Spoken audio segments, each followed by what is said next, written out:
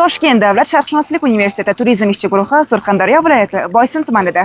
Ayni vaqtda bu yerda 2002-yildan beri an'anaviy tarzda Boysun bahori nomi ostida o'tkazilib kelinadigan xalqaro ochiq folklor festivaliga tayyorgarlik avjida. Jarayonlarni birgalikda o'rganamiz.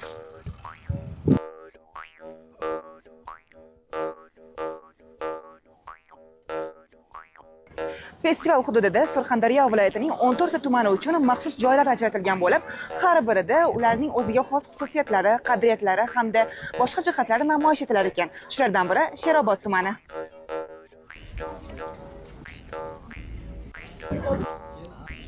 Bu hududda qadr ostilagan Surxondaryo va Qashqadaryo hududlariga mos bo'lgan mana shu dala hovli e'tiborimizni tortdi. Ushbu dala hovlining o'ziga xos jihati shundaki, kunning issiq vaqtlarida uyning yuqori qismi salqin va shabada bo'lib turar ekan. Aksincha sovuq vaqtlarda esa uyning pastki qismi tosh bilan qurilganligi uchun issiq bo'lib turar ekan. Bu yerning tabiati va havosi esa alohida mavzu.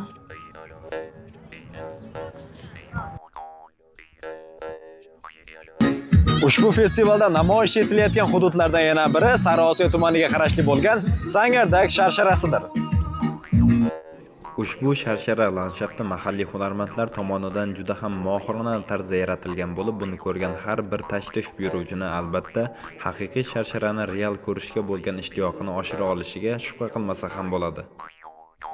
Festival doirasida Surxondaryo tumanlarini aks ettiruvchi boshqa hududlarda ham tayyorgarlik ishlari davom etmoqda.